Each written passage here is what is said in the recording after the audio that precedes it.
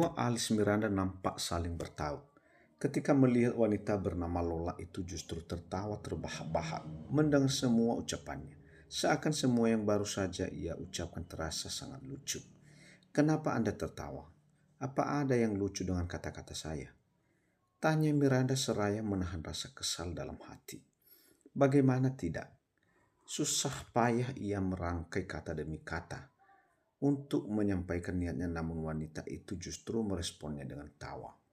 Menurut Anda sendiri bagaimana? Anda meminta saya untuk menjadi ibu sambung dari keponakan saya. Bukankah itu berarti saya harus menikah dengan ayahnya? Pria yang sudah aku anggap sebagai kakakku sendiri dan begitu pun sebaliknya. Apa menurut Anda itu tidak lucu? Lola kembali tertawa sehingga membuat Miranda hampir saja putus asa dibuatnya. Memangnya apa salahnya jika Anda menikah dengan mantan kakak ipar Anda sendiri? Bukankah agama pun tidak melarangnya? Lagi pula, apa Anda tidak takut jika suatu saat nanti mantan kakak ipar Anda itu menikahi wanita lain yang justru tidak menyayangi keponakan Anda? Di saat hampir merasa putus asa, tiba-tiba Miranda melontarkan sebuah kalimat yang saat itu terlintas di pikirannya. Benar saja, mendengar itu, tawa di wajah Lola perlahan memudar. Wanita itu seperti mulai terpengaruh oleh ucapan Miranda. Tunggu, apa sebenarnya niat dan tujuan Anda di balik semua ini? Pertanyaan yang sejak tadi bersarang di benak Lola akhirnya ia lontarkan, sehingga membuat Miranda bingung harus menjawab apa. Untungnya dalam situasi seperti ini, otak Miranda dapat berfungsi dengan baik, sehingga satu alasan langsung terlintas begitu saja di benaknya. Saya tidak bermaksud apa-apa. Saya hanya ingin Tuan Andreas menikah dengan orang yang tepat untuknya dan juga putrinya. Setidaknya hanya itu yang bisa saya lakukan untuk almarhumah Donna.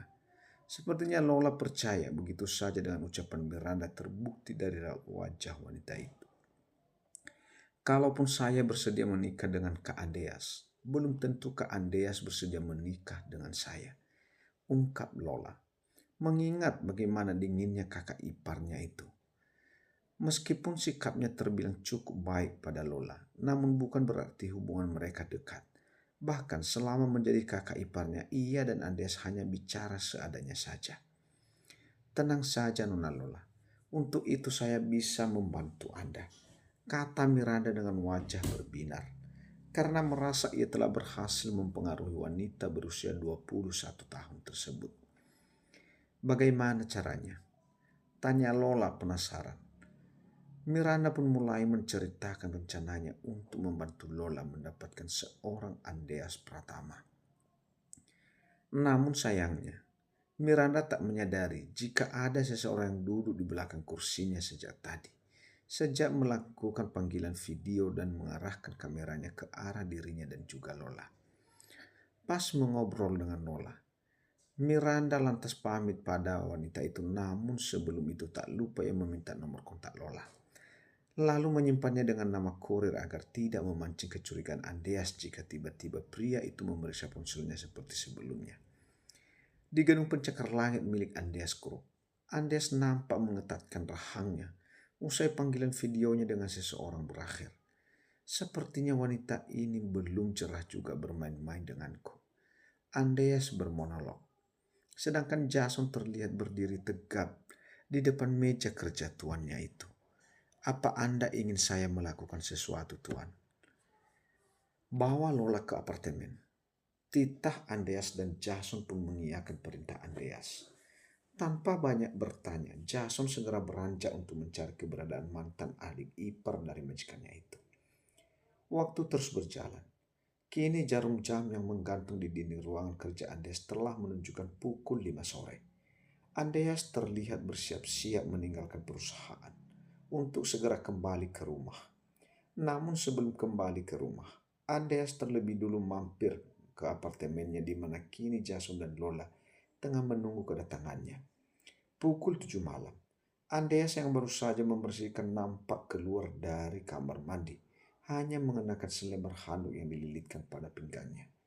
Senyuman seakan tak ingin luntur dari wajah Miranda, sehingga membuat Andreas semakin geram melihatnya. sebab pria itu telah mengetahui rencana Miranda dari Lola.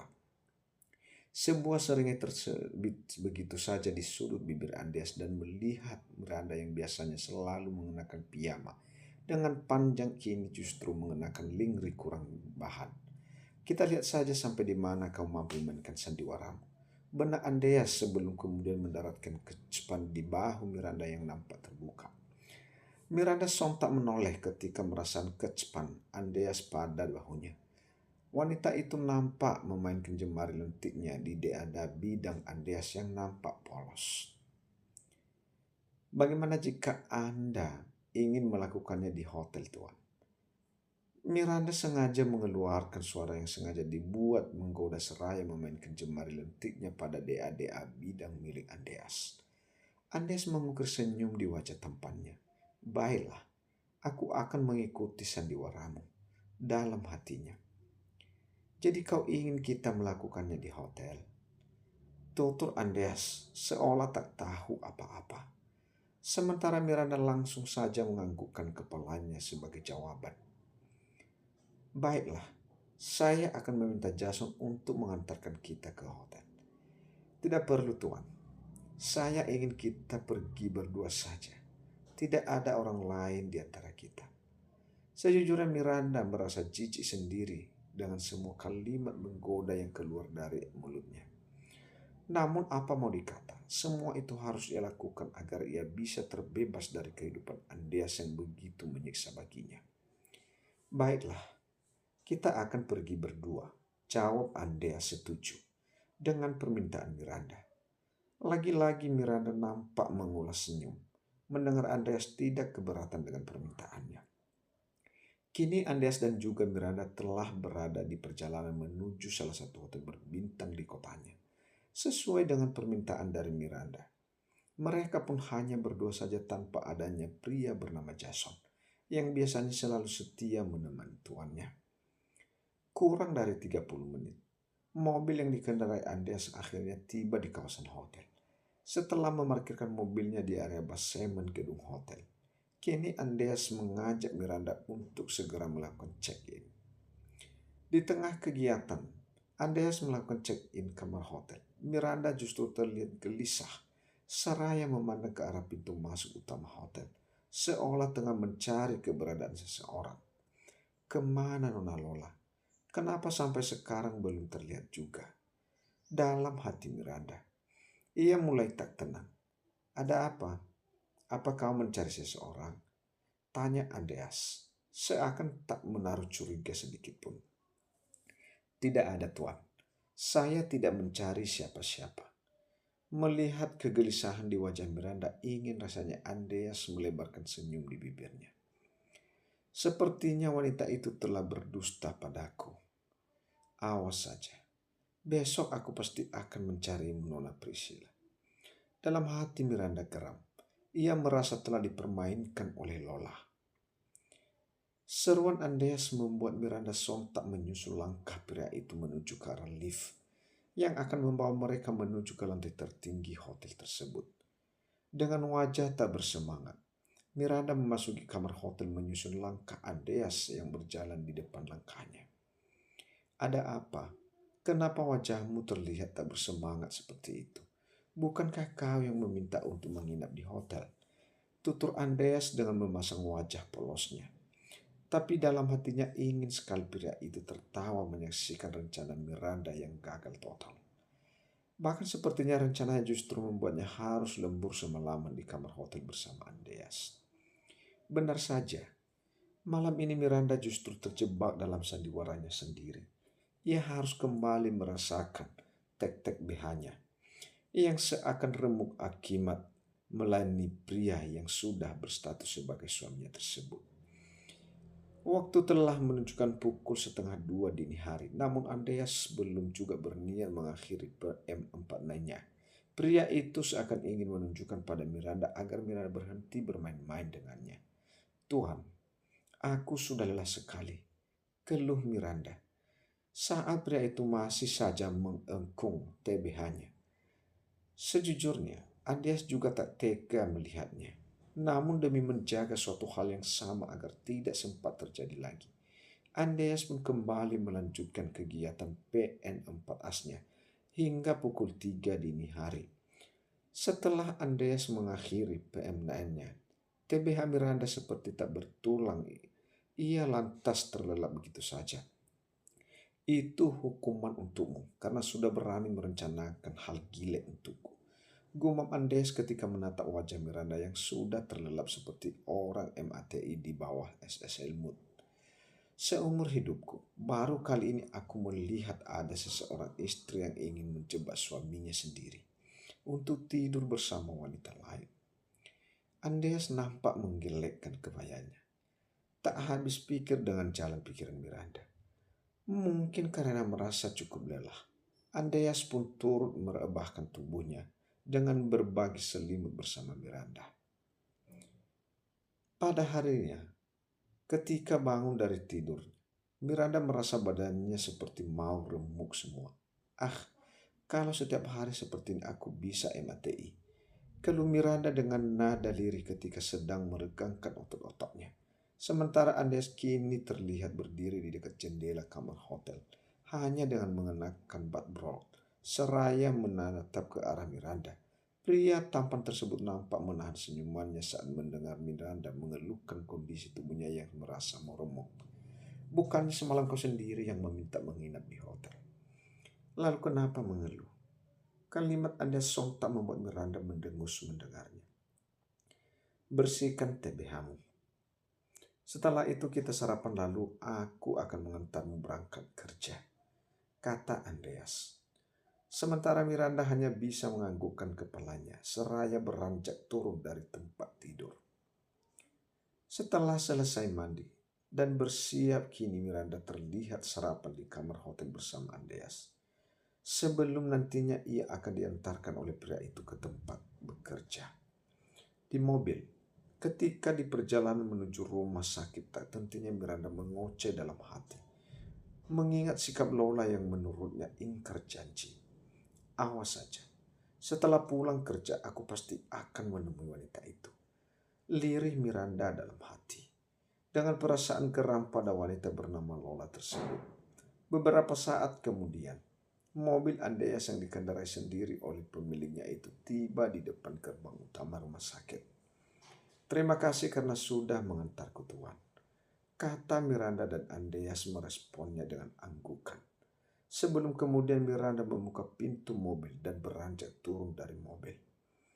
Setelah memastikan telah memasuki pintu masuk utama, rumah sakit barulah Andreas kembali melajukan mobilnya menuju perusahaan miliknya. Pagi dokter, sapa Suster Mita ketika melihat Miranda yang baru saja tiba. Pagi sus, sahut Miranda dengan seulas senyum di bibirnya. Pucat amat tuh muka, kayak habis malam pertama aja. Seloroh Suster Mita asal bicara.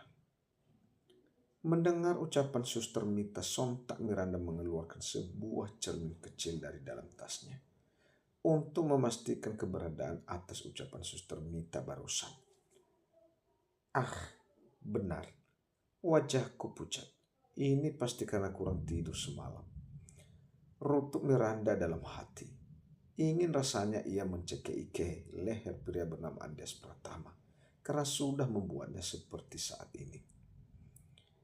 Memangnya semalam Anda begadangnya dok? Kini raut wajah Suster Mita berubah serius. Ia berpikir Miranda terlihat pucat karena disebabkan kurang tidur akibat banyaknya pekerjaannya. Sepertinya begitu sus.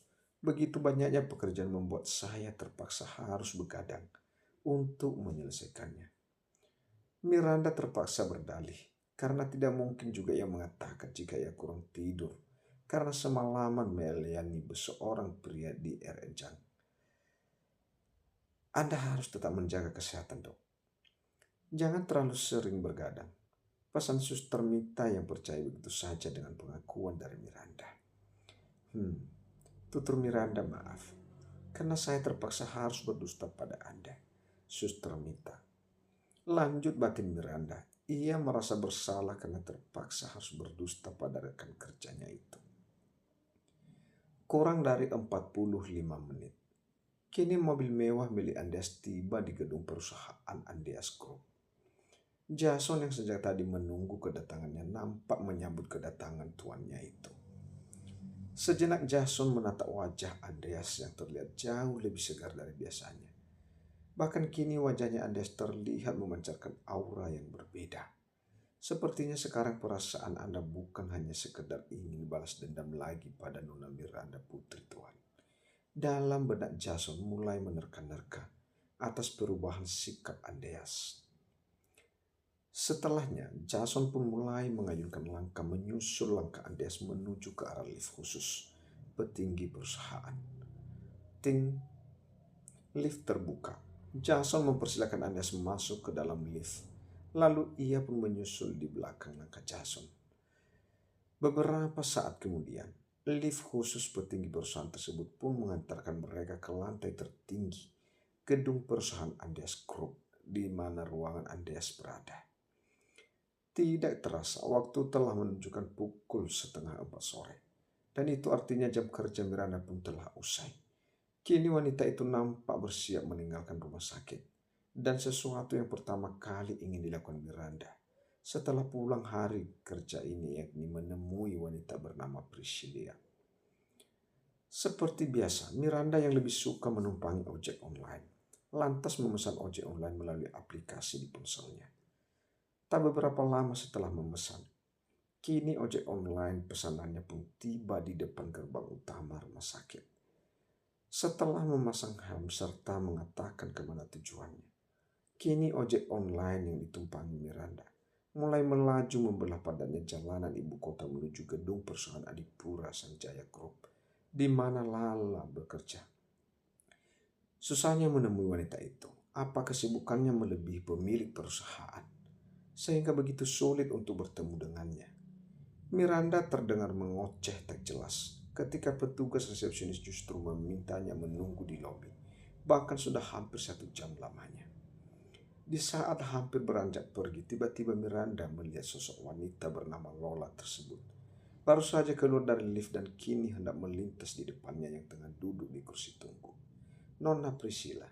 Seruan dari Miranda membuat Lola menghentikan langkahnya.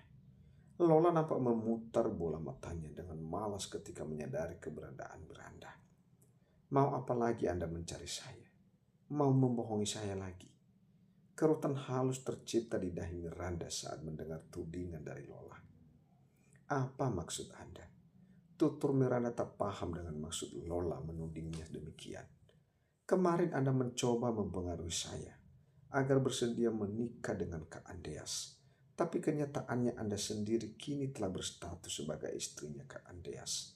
Dasar wanita aneh. Dari mana kau tahu tentang hal itu? Tanya Miranda penasaran. Sekaligus tidak menyangka Lola mengetahui hal itu. Tentu saja dari suami Anda.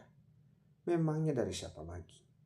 Mendengar pengakuan dari Lola, sontak kedua bola mata Miranda melebar dengan sempurna karena terkejut.